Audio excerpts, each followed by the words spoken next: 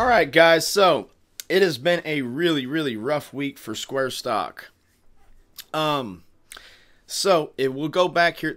I have the 5-day chart pulled up on Square, guys, and this stock actually touched $100 a share just a couple days before this happened. Okay, so this is the 1-month chart. It did hit a 52-week high of $101. But right here on the 5-day chart, Square was running about $93 to $94 a share, even hit 95. And over the past 5 days, it has dropped. Okay, even got as low in the way back in the low 60s. Okay, and now it's kind of rebounded back up to the $69 to $70 level. Okay. But it lost another 10% today, okay? And I think this is a little bit of a panic sell-off. I think this is a little bit of an overreaction. But there was basically 3 things that have happened over the past few days that have caused Square, the stock price, to drop so low. Let's jump into that. So guys, right here what I got pulled up is the 5-day chart for the New York Stock Exchange. Okay, and very similar chart pattern to Square. Not quite as severe of a drop-off across the New York Stock Exchange, but a similar trend pattern. And obviously the first thing that has dropped Square stock has been just the overall fall in the market. Okay, so the I know the Dow dropped 800 points the other day, and all the American markets have fell off quite a bit, and Square is viewed as a high growth but fundamentally overvalued company. Okay, so if you notice, the companies that got hit the worst, obviously one of them was Square. Amazon got hit really hard, Tesla, Netflix.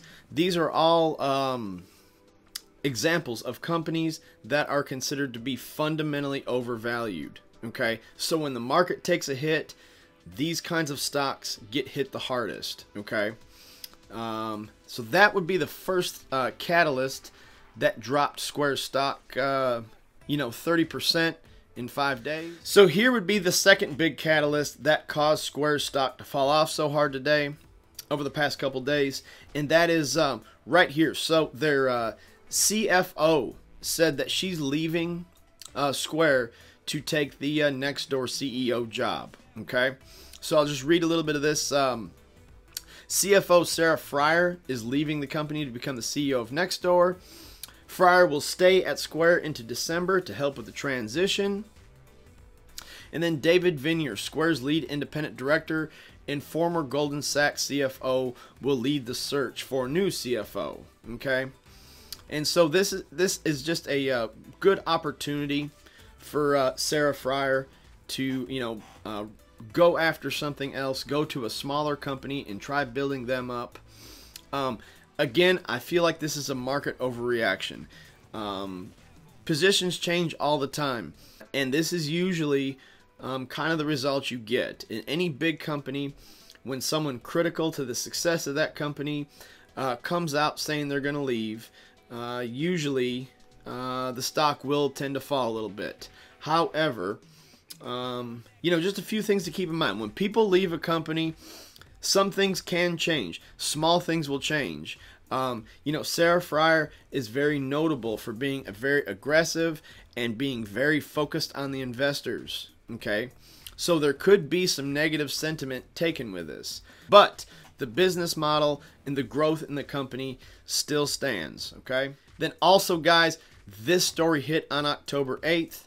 So the Square got 2 analyst notes, and one was positive and one was negative, and I think the negative one impacted the market the most. Okay, so Goldman Sachs, which has always been very bullish on Square, they raised their price target from to $108 from $77. Okay, however, BTIG analyst Mark Palmer, he takes a very bearish view on fintech, saying its new installment products make it more vulnerable to credit market volatility. Okay, and so just a little background. BTIG has always been very, very bearish on Square.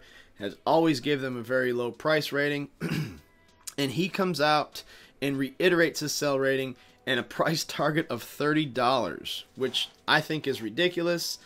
You know, and I'll be the first person to raise my hand and acknowledge that Square does have some fundamental issues, but there's a lot of companies out there with fundamental issues. Okay, like I mentioned earlier, Amazon, Netflix, Tesla, you know, you can throw Square in that bundle. You know, Square is a visionary product.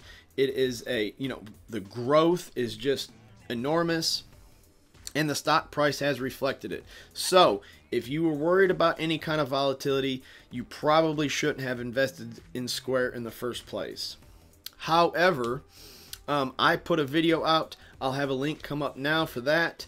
Just a few weeks ago about Square, guys, and I called them a buy, and I gave them a $100 price target. And then shortly after I published that video, they hit their $100 price target. So I'm maintaining my buy rating on Square, and I'm maintaining my $100 price target. It's probably going to take a little longer than anticipated to get back there, but I'm standing behind Square. I understand it's a volatile stock, and these kinds of things are going to happen. I knew what I was getting into when I invested into this company, but at the same time, I can stomach it, and I'll be just fine. And I hope you all too. Thanks for watching the video, guys. I hope you enjoyed it. Drop me a like, leave me a comment, tell me what your thoughts are on Square. Have a great day, and happy investing.